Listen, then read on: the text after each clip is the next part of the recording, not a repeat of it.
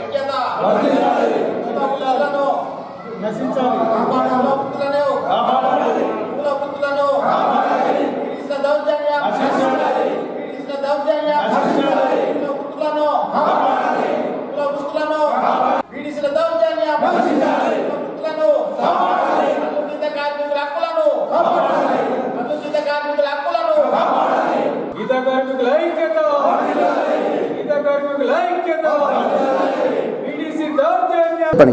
నా పేరు లింగాల లలిత, మా తాళారాంపూర్ గ్రామము.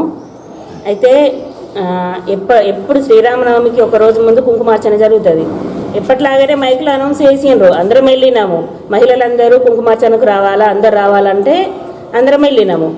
ఎప్పట్లాగానే అందరం మేము పూజ సామాగ్రి అన్నీ తీసుకొని మంగళహారతులు పట్టుకొని వెళ్ళినాము. గుళ్ళకు పోయిన తర్వాత ఒక 1 అవర్ కూర్చున్నాము.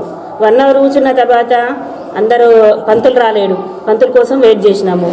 అయితే పంతులు మళ్ళీ కొద్దిసేపటికి మేము కూర్చున్న తర్వాత ఒక 1/2 అవర్కి వచ్చి ఏమన్నాడంటే, అమ్మ మీరు బయటకు వెళ్ళిపోవాలా, మీరు అంటే ఎందుకు వెళ్ళిపోవాలా అని మేము అడిగినాము. అంటే మీరు వెళ్ళిపోతేనే కుంకుమార్చన పూజ స్టార్ట్ అవుతుందట, మీరు వెళ్ళిపోవాలా అని చెప్పిండు. అయినా కూడా మేము అట్లనే కూర్చున్నాం బాధపడకుండా. మేము ఎందుకు వెళ్ళాలా, మేము వెళ్ళాము. పంతులు వచ్చి చెప్తే మేము ఎందుకు వెళ్తాము, ఎవరైనా వచ్చి చెప్పుమాను అని కూడా అన్నాము. అన్నా కూడా వెళ్ళిపోవాలి, మీరు కంపల్సరీ వెళ్ళిపోవాలా, వెళ్ళిపోతేనే పూజ స్టార్ట్ అవుతుందట అని అంటే చాలా బాధపడుకుంటూ అక్కడి నుంచి బయటకు వచ్చేసి ఇంటికి వచ్చినాము. తాళారాంపూర్ గౌడస్తులం అందరము 10 మంది సభ్యులం వెళ్ళినాము. మా తర్వాత ఇంకా మళ్ళీ వేరే వాళ్ళు కూడా వస్తున్నారు. ఇక వాళ్ళకు ఫోన్లు చేసి చెప్పినాము, మమ్మల్ని బయటకు గెంటేసారు, మిమ్మల్ని కూడా బయటకు గెంటేస్తారు, మీరు రాకండి అని మా వాళ్ళకు కూడా చెప్తే వాళ్ళు కూడా రాలేదు. గ్రామ కమిటీ వాళ్ళు వెళ్ళిపోమంటున్నారు, వెళ్ళిపోవాలా మీరు అని మాకు పంతులు గారు వచ్చి చెప్పిండు. ఎందుకు వెళ్ళాలా అని మేము కూడా అడిగినాము. లేదమ్మా మీరు వెళ్తేనే మీకు పూజ స్టార్ట్ అవుతుందని చెప్పిండు. నా పేరు కళ్యాణి, మాది తాళారాంపూరు. మేము గౌడ్ సంఘం వాళ్ళము.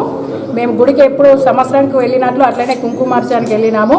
మైకులు అలో వేస్తే వెళ్ళినందుకు అక్కడికి వెళ్ళిన తర్వాత మాకు మీ సంఘం వాళ్ళు ఇక్కడ ఉండద్దు గౌడ్స్ వాళ్ళని నాకు పంతులు గారు వచ్చి మాకు చెప్తే మేము ఎందుకు ఉండద్దు అని అంటే, లేదు మీరు వెళ్తేనే పూజ చేస్తారట, లేకుంటే వేయరట అంటే, మరి ఇంతమంది 100 మందిలో మమ్మల్ని ఒక 10 మందిని బయటకు పంపిస్తే మాకు ఎంత బాధ అనిపిస్తుంది. గుళ్ళెకించి బయటకు వెళ్ళిపోతే ఎంత అందరి ముంగట ఎంత షేమ్ మాకు.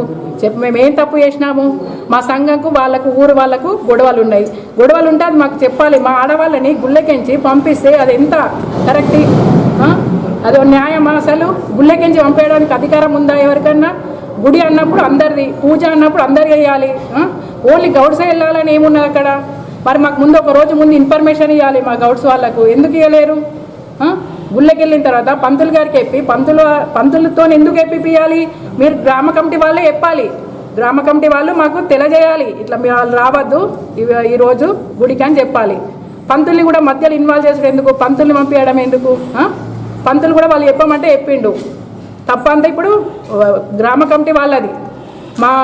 మా సంఘం గురించి గొడవ ఉంది కాబట్టి ఆ గొడవ తర్వాత పూజ అయిన తర్వాత మాట్లాడుకునేది ఉండే. కానీ పూజలు ఉన్న వాళ్ళని మేము కూర్చున్న తర్వాత పూజకు పంతులు రాకపోవడము, మీరు వెళ్ళిపోవడము ఇవి చెప్పడం ఎంతవరకు కరెక్ట్?